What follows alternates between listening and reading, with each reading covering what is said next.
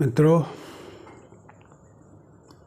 मैंने एक वीडियो में बताया था जीवन का लक्ष्य क्या हो, हम क्यों इस जीवन में आए। मरने के बाद जो होता है वो तो चलो देखा जाएगा, शरीर को छोड़कर आत्मा नया शरीर धारण कर ले, वो एक अलग चीज़ है जिसका वर्णन भगवत गीता में भी है।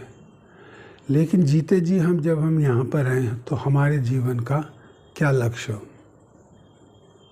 हमारे जीवन का लक्ष्य हो कि हमारा क्षण प्रतिक्षण आनंद में व्यतीत हो। क्षण प्रतिक्षण आनंद में व्यतीत तभी होगा जब हम अपने जीवन में परमात्मा को लाएंगे, जब हम अपने जीवन में अपनी आत्मा की आवाज़ को लाएंगे। और वो तभी होगा जब हमारा हृदय निर्मल होगा, शुद्ध होगा। तो हृदय और को निर्मल और शुद्ध करने के लिए क्या करना होगा? हमारी जो इच्छाएं हैं उनको कंट्रोल करना होगा। इच्छा हमारी बहुत बड़ी शत्रु हो जाती हैं जब हम उनके इशारों पर नाचने लगे। आज 100 रुपये कमाए, कल 200 कमाएंगे, परसों 400 कमाने में कोई बुराई नहीं, जितना चाहो उतना कमाओ।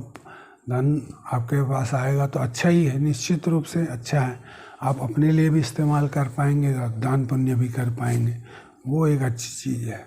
लेकिन मुख्य बात यह है कि हमें आज में खुश रहना आना चाहिए। उसके लिए तभी संभव होगा जब जो संसार के अलग अलग स्टिमुलस हमें मिलते हैं। किसी ने दुख दे दिया, किसी ने गलत बात कह दी, कहीं एक्सीडेंट हो गया, कहीं बीमारी हो गई, तो उन क्षणों में किस प्रकार हम आनंदित रह सकते हैं। उन क्षणों में आनंदित रहने के लिए हमें आवश्यक है कि हम ध्यान करें।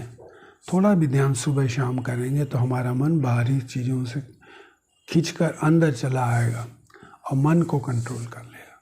जब मन मास्टर होने की बजाय सर्वेंट हो जाएगा तो आप पाएंगे कि आपका शरीर, आपका अड़ोस पड़ोस, आपका सब कुछ आपके अनुसार चलने लग गया है।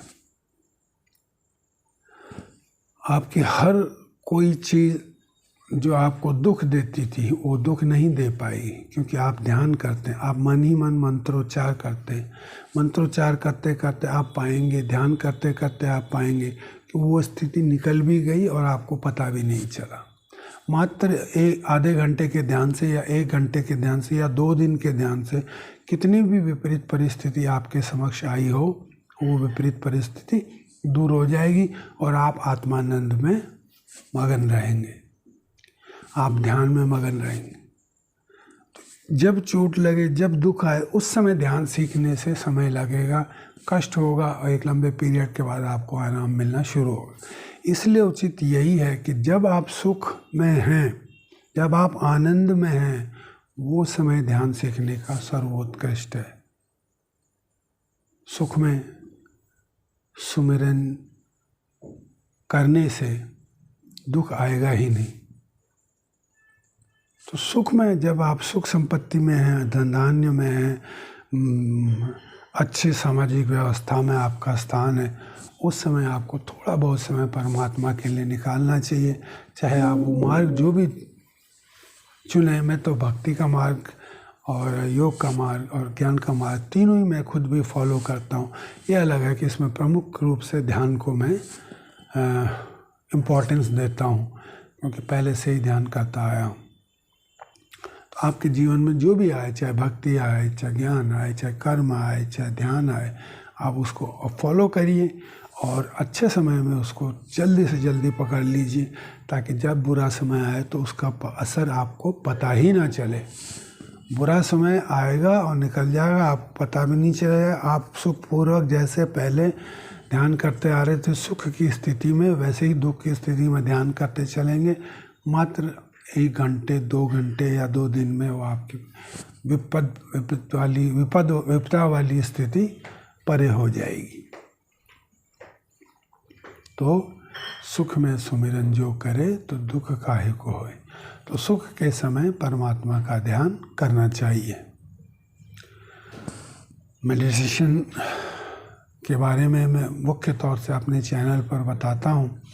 आज भी आपको एक छोटी सी विधि बताता हूँ जिससे आप अपना थोड़ा बहुत लाभ उठा सकते हैं। ये छोटी छोटी विधियाँ मैं सिर्फ आपको इसलिए बता रहा हूँ कि अनेकों विधियाँ इस प्रकार की हैं, जिनमें से कोई भी एक छोटी से छोटी विधि भी अपनाकर आप उच्च स्थल तक पहुँच सकते हैं। ध्यान करने के लिए आप आंखों को बंद करें। सर के ऊपर सहस्रार चक्र है, जिसे 1000 पेटल लोटस भी कहते हैं। यहाँ पर आप अपने ध्यान को केंद्रित करके रखें और मन ही मन किसी मंत्र का उच्चारण करते रहें।